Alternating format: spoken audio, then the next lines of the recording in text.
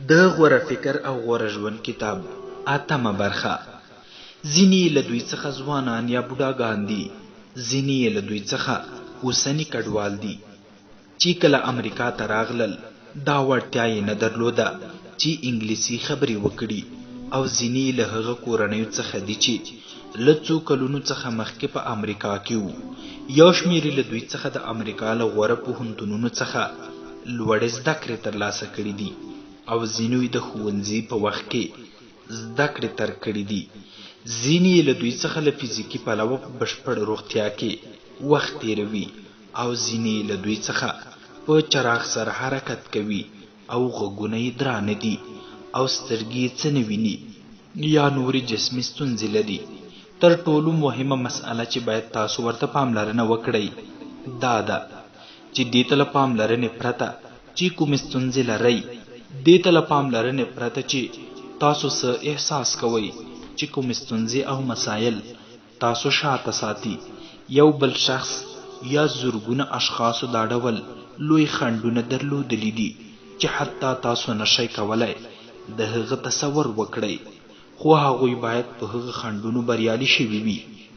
په دې حال سره یې خپلې لارې ته دوام ورکړ او بریالیتوب ته ورسېدل. هر کار چې دوی ترسره کړی دی تاسو هم کولی شئ هغه ترسره کړئ. جامع او بشپړه څېړنه. د جورجیا له پوهنتون څخه دکتور توماس اسټینلي د خپل عمر له 30 کلونو څخه زیات وخت د هغه میلیونرانو په اړه مطالعې ته وقف کړی دی چې خپله یې ځانونه جوړ کړي دي. نوموړي له زرګونو دې ډول کسانو سره مرکې کړي دي، او خپلې موندنې د بېلابېلو کتابونو، څېړنیزو مطالعو او راپورونو په بڼه لیکلي دي، چې 2 تر ټولو زیات پلورل شوي کتابونه میلیونر ګاونډی او میلیونر ذهن پکې شامل دي. د هغه څېړنې دا ښکاره کوي چې له هرې دندې او مسلکه څخه هر شخص دا توانایي لري تر څو له صفر څخه پیل وکړي، او له ځانګړو روشونو او د ځانګړو کارونو په مکررو ترسره کولو سره په جادویي بڼه میلیونونه ډالر لاسته راوړي. له هماغه ځایه پیل وکړئ چیرته چې یاست. کله چې ما د هغه میلیونرانو په اړه مطالعه وکړه چې خپله یې ځانونه رسولي دي، هغه وخت ما په یوه اجارهیي اپارټمان کې له کرایي لوښو او توکو سره ژوند کاوه. یو دویم لاس موټر مې درلود چې تر اوسه مې د هغه پیسې نه وې ورکړې، او په شدیده توګه پوره وړی هم وم. بېلابېلې دندې مې درلودې او په باوري کارتونو سره مې ژوند تېراوه. لومړی څه چې پرې وپوهېدم دا و چې خپله یو ځای ته رسېدلی میلیونران له عادي خلکو څخه متفاوت عمل کوي، او زه له عادي والي څخه ستړی شوی وم. په دې توګه ما پرېکړه وکړه چې هغه کارونه چې ما مخکې ترسره کول او ګټه یې نه درلوده څنډې ته کړم، او هغه کارونه ترسره کړم چې هغوی ترسره کول. له هغې ورځې ما دا پرېکړه وکړه چې ما ژوند هېڅکله د مخکې په شان نه و. د پیسو او مالي راتلونکي په اړه زما د تفکر بدلون آسانه نه و، خو بالاخره دې هڅو پایله ورکړه.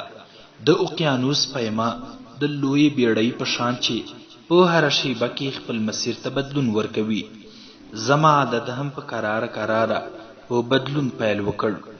د 5 کلونو په لړ کې مې ټول پورونه پرې کړل، او ښه سپما مې هم درلوده. په راتلونکو 5 کلونو کې $1,000,000 ته ورسېدم. کله چې پخوا ته فکر کوم دا وینم چې جادو ته اصلا اړتیا نه وه.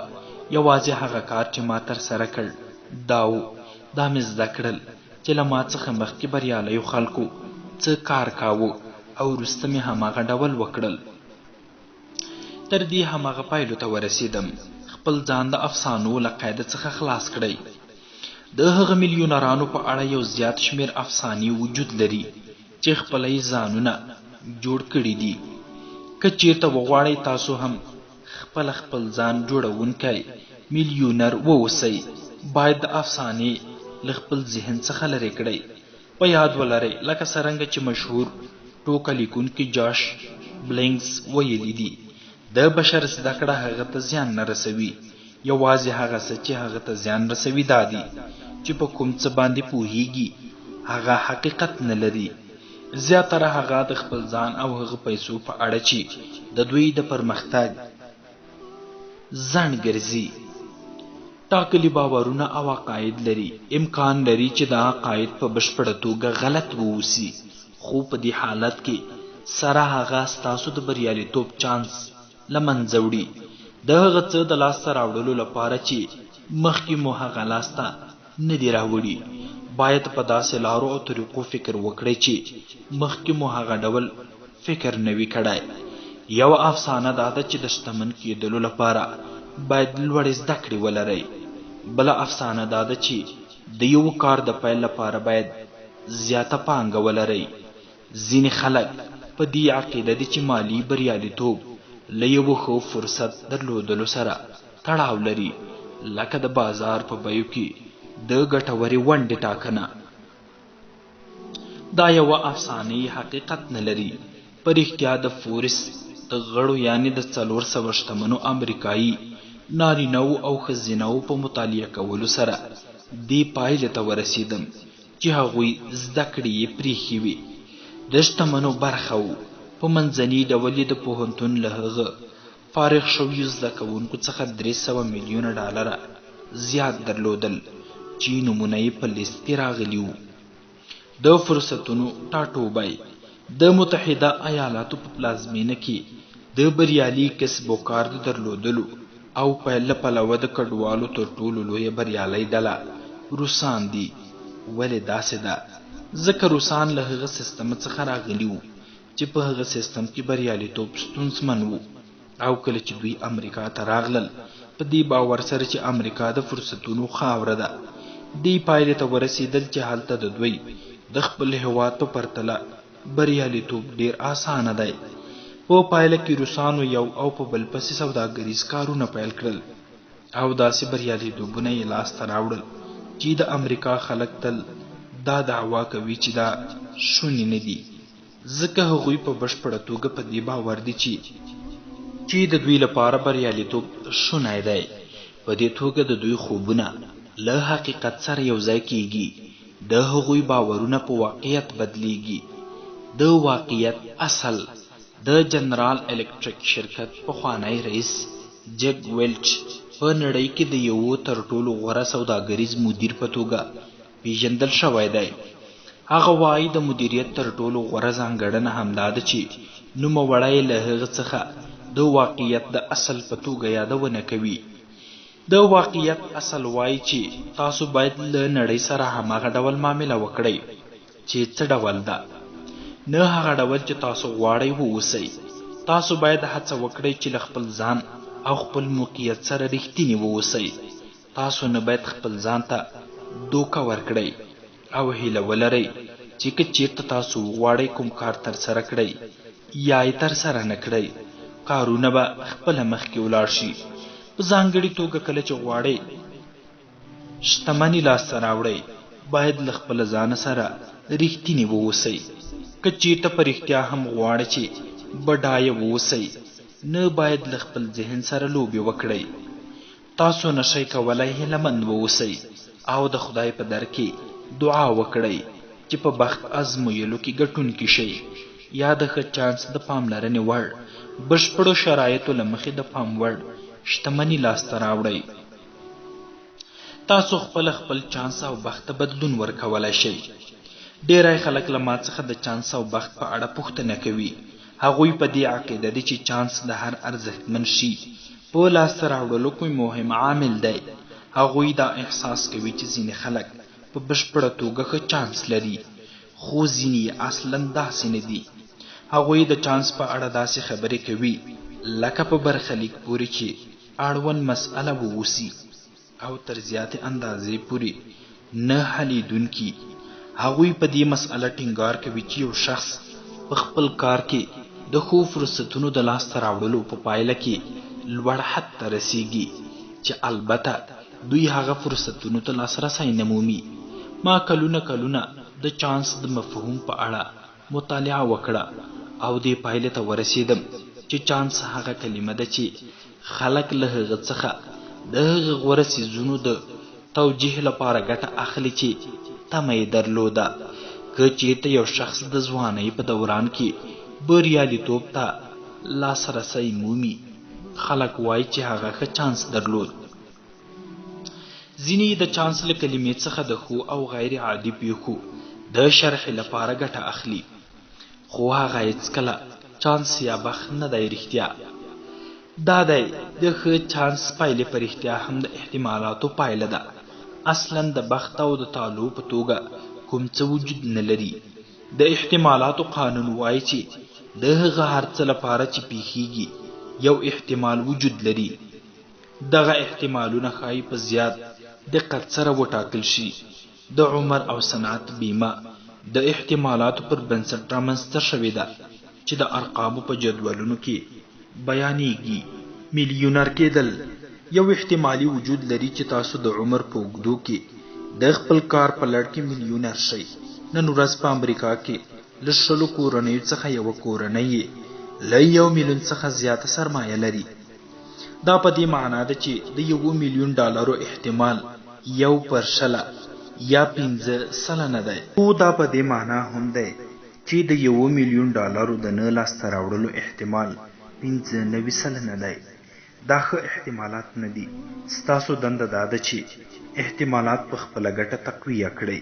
ستاسو موخه باید د لا زیاتو کارونو په ترسره کولو سره د مالی خپلواکۍ د لاسته راوړلو د احتمال زیاتوالی ووسی چې له تاسو سره مرسته کوي ترڅو خپلې موخې ته ورسیږئ. دغه اصل د هر هغه څه په اړه صدق کوي چې غواړئ لاسته یې راوړئ. هر څومره چې زیات متفاوت کارونه ترسره کړئ چې موخې ته په رسیدلو کې ستاسو له احتمال سره مرسته کوي، په همغه کچه به په مناسب وخت کې د مناسبو کارونو د ترسره کولو احتمال زیات وي. که چیرته خپلې موخې په نښه کړئ او هغه ولیکئ او د هغه لپاره مفصلې طرحې جوړې کړئ او د تل د خپل عاید د زیاتولو لپاره خپل مهارتونه پورته یوسئ، د دې احتمال زیاتیږي چې یو ښه ژوند ولرئ. که چیرته د پیسو او پانګونې په اړه مطالعه وکړئ، هره میاشت له 10 څخه تر 20 سلنې پورې خپل عاید سپما کړئ، خپل لګښتونه کنټرول کړئ او د اوږدې مودې لپاره د مالی ژوند په اړه فکر وکړئ. بالاخره به 1 میلیونر شئ. هغه موضوع چانس نه دی، هغه یوازې احتمالات دي. احتمالات هر څه دي. تاسې فرض کړئ چې تاسو د نیزې غورځولو یو بې تجربه شخص یاست او په یوه تیاره کوټه کې له موضوع څخه لږ لرې ولاړ یاست. حتی که چیرته په دې شرایطو کې یو زیات شمیر نیزې وار کړئ، بالاخره به موخې ته ورسیږئ. که چیرته د نیزې وارولو ته دوام ورکړئ، تقریبا له هغه شرایطو پرته چې تاسو یې لرئ لا زیات دقت وکړئ. په پایله کې به د احتمالاتو له قانون سره سم بالاخره تور خال وولئ. دغه استعاره دا بیانوي چې ولې هغوی چې په زیات شور او شوق او مصمم والی سره پیل کوي بالاخره بریالي کیږي. هغوی خپلو هڅو ته دوام ورکوي او د احتمالاتو له قانون سره سم بالاخره بریالي کیږي. هغه مسئله چانس نه دی. هغوی خپل چانس ته په هغه څه سره بدلون ورکوي چې دوی یې ترسره کوي او هغه څه چې نشي کولای ترسره یې کړي. اوس تصور وکړئ چې شرایطو بدلون کړی. داسې فرض کړئ چې تاسو یو ماهر نیزه ویشتونکی یاست او هره ورځ دا تمرین کوئ چې ستاسو نیزه ویشتل غوره شي. له دې سربیره له هغه مخکې مو دمه کړې ده، فکر مو آرامه دی او په بشپړه توګه چمتو یاست. د کوټې روښنایي مناسبه او له موخې څخه په مناسب واټن کې ولاړ یاست. تر دې شرایطو لاندې به هغه ټول څیزونه چې ستاسو تر کنټرول لاندې دي هغه وخت د پام وړ راکام شي چې په دې باندې لګوئ چې د هغه په لړ کې تور خال وولئ. او کله مو چې تور خال وویشت، ټول خلک به تاسو ته ووایي چې څومره ښه چانس لرئ، خو تاسو خپل چانس او بخت ته بدلون ورکړی دی. د ژوند په اوږدو کې تاسو باید تل د هغه کارونو په اړه فکر وکړئ چې کولای شئ په هره برخه کې ترسره کړئ، ترڅو وکولای شئ خپلې موخې ته په رسیدلو کې د خپل احتمال بریالیتوب ته زیاتوالی ورکړئ. تاسو نه باید یو څیز چانس ته وسپارئ، باید چانس او بخت ته هیله‌مند ونه اوسئ او په هغه باور ونه کړئ. باید په موجودو شرایطو باندې کنټرول ولرئ. تاسو خپله مسؤل یاست. تاسو یوازې هغه وخت کولای شئ مالي خپلواکۍ ته ورسیږئ چې دا ومنئ تر اوسه چې هر څه شوي دي خپله له تاسو سره تړاو لري. تاسو خپله مسؤل یاست. هیڅ چا ستاسو لپاره کوم کار نه دی کړی. تل له خپله ځانه سره تکرار کړئ، که چیرته ټاکل شوي وي چې کوم کار ترسره شي هغه به زما په لاسونو وي.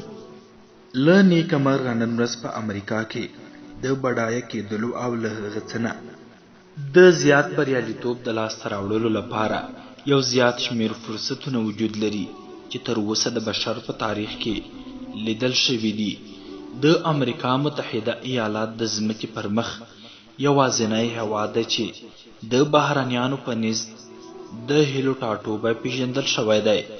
په 2003 کال هغه د نړۍ د ولانجمن هېواد په توګه وپیژندل شو. دا په دې معنا ده چې د امریکا په متحده ایالاتو کې د سوداګریز کار پیل او بریالیتوب ته رسیدل د نړۍ له نورو سیمو څخه اسانه دي. همدارنګه چې امکانات او ټکنالوژي پراختیا مومي او یو بل تقویه کوي او رقابتونه شدت مومي، هره ورځ د نوښتګرو لږکیو لپاره زیات فرصتونه مخکې راځي چې غواړي له هغه فرصتونو څخه ګټه واخلي. ستاسو دنده دا ده چې دغه فرصتونه پیدا کړئ او که چیرته مو پیدا نه کړل هغه د خپل ځان لپاره رامنځته کړئ. ګډه ځانګړنه یو مهمه اختراع چې د هغه میلیونرانو په اړه په څېړنو کې لاسته راغلې ده چې خپلې ځانونه دې ځای ته رسولي دي، دا ده چې زیاتره له دوی څخه له کمو پیسو یا له صفر څخه پیل کړی دی. دې زیاتره کسانو د اوږدې مودې لپاره خپلې پیسې په پوره دقت سره سپما کړي دي، تر دې چې د یوې کوچنۍ کړنې یا کار لپاره یې پوره پیسې درلودې. په امریکا کې ځینې لویو شرکتونو خپل کارونه د اشپزخانې له میزه یا له ګراج څخه پیل کړي دي. د هولټ پکارډ یا د اپل د کمپیوټرونو د شرکت په شان په امریکا کې ځینو نویو میلیونرانو خپل کار له خپل کور څخه پیل کړی وو. وروسته یې د $50 په اندازه توکي وپیرل او د کار لپاره بهر ووتل. هغوی یو څه وپلورل او ګټه یې وکړه. لاسته راغلې ګټه یې بیا په کار واچوله، بیا یې زیاته ګټه وکړه او بالاخره مالي خپلواکۍ ته ورسېدل. ډاکټر توماس اسټینلي له خپل ځان جوړونکو میلیونرانو سره په مرکو کې د هغوی مشترکه ځانګړنه کشف کړه. هغه تر ټولو مهمه ځانګړنه چې تل به دوی یادوله د سخت زیار ایستلو عادت وو. هغه میلیونران چې خپله یې ځانونه دې ځای ته رسولي دي له عادي خلکو څخه سخت کار کوي. هغوی خپله کار سهار وختي پیل کوي، سخت کار کوي او تر ډیره ویښ پاتې کیږي. د دې ډول میلیونرانو له مطالعو او مرکو سره سم دوی په اونۍ کې په منځني ډول 9-50 ساعته کار کوي. ځینې له دوی څخه په ځانګړې توګه په پیل کې له دې هم زیات کار کوي. د کار پر سر وخت ضایع کول. په منځنۍ توګه یو عادي کارکوونکی په اونۍ کې 40 ساعته کار کوي، خو یوازې د 32 ساعتونو په حدودو کې رسمي کار کوي. په دقیقه توګه د کار پر سر خپل 50% وخت په همکارانو، شخصي ټلیفون او شخصي کارونو ضایع کوي. عادي کارکوونکي سهار لږ څه ناوخته خپل کار پیل کوي، زیات وخت په ډوډۍ او قهوه څښلو تیروي او مازدیګر هم لږ څه مخکې له کار څخه پښې سپکوي. حتی مدیران په محرمانه توګه راپور ورکوي چې هغوی خپل نیمایي کاري ساعتونه په هغه کارونو لګوي چې د دوی له دندې سره هیڅ اړیکه نه لري. یوازې 15 سلنه اوسني کارکوونکي له کله نه چې خپل کار پیل کوي د ادارې وخت تر پایه پورې په بشپړه توګه او ټول وخت کار کوي. هغوی په ډېرې چټکۍ سره خپل کار پیل کوي او ډېر ژر په خپل کار کې پرمختګ کوي، مکافات ترلاسه کوي او ډېر ژر ترفیع کوي. هغوی په هر کار کې فعال دي او ټول هغه پیژني. کم ارزښته کارونه. د کارکوونکو د کاري عادتونو په اړه د څېړنې تر ټولو غمجنه برخه یوازې دا نه ده چې هغوی زیات وخت په خپل کار باندې ضایع کوي، بلکې 50 سلنه نور کارکوونکي خپل اداري وخت کله چې د شرکت کارونه ترسره کوي او په خپلو دندو او مسؤلیتونو باندې ولاړ وي د کم ارزښته او غیر اړینو کارونو په ترسره کولو باندې تیروي. په پایله کې دوی له هغه شرکت سره ډیره کمه مرسته کوي چې پکې کار کوي. کم ګټورتوب د کم مزد او کم فرصتونو لامل کیږي. هر کال په غالب ګمان سره له کوچنیو او لویو شرکتونو څخه سلګونه زره کسان له مدیریتي او اداري کارونو څخه ګوښه کیږي. ولې دا ډول ده؟ د هغه ځواب ډیر ساده دی. بالاخره شرکتونه دې پایلې ته رسیدلی دي چې دوی هغه خلکو ته زیات حقوق ورکوي چې ډیر کم کارونه ترسره کوي او تر دې ډول شرایطو لاندې هیڅ شرکت نشي کولای چې په پښو ودرېږي. او دې شرکتونو پریکړه کړې ده چې خپل ځان وساتي. په دې توګه اضافي کارکوونکي باید ولاړ شي. تاسو کولای شئ د هغه له عهدې ووځئ که چیرته د مالي خپلواکۍ یا د مالي وضعیت د ښه والي په اړه جدي یاست او غواړئ د هغه دندې له لارې چې تاسو یې لرئ یو خپل ځان جوړونکی میلیونر شئ. باید دې دوو اړینو کارونو ته پاملرنه وکړئ. لومړی هغه په پریکنده توګه امکان لري هر کال 100,000 ښځې او نارینه وروسته له دې چې له صفر څخه یې پیل کړي دی له مالي پلوه ځان بسیاینې ته رسېدلي. هر هغه کار چې نورو په معقول ډول ترسره کړی دی تاسو هم کولی شئ هماغه کار ترسره کړئ. دغه رښتیا چې یو بل شخص ځانګړې مالي موخې ته رسېدلی دی د دې شاهدي ورکوي چې هغه ستاسو لپاره هم امکان لري.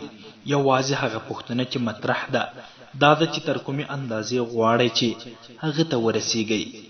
دویم د واقعیت اصل وایي چې که چیرته غواړئ په هره برخه کې بریالي واوسئ باید وپوهیږئ چې بریالیو خلکو کوم کارونه کړي دي چې په هغه کې بریالي شوي دي.